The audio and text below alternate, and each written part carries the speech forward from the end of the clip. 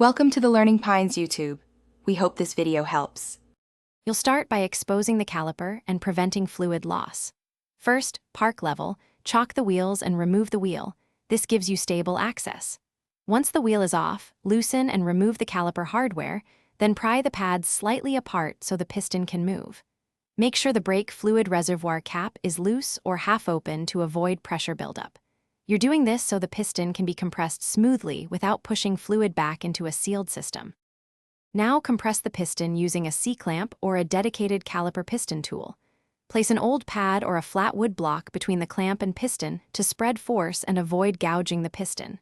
Tighten gradually, a few turns at a time, and pause to let fluid return to the reservoir. This prevents sudden pressure spikes. Once the piston is flush with the caliper housing, double-check alignment so the new pads will seat squarely.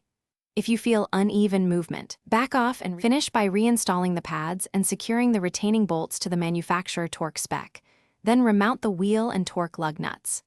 Make sure to top off the brake fluid to the correct level and bleed the brakes if air entered the system so pedal feel is firm.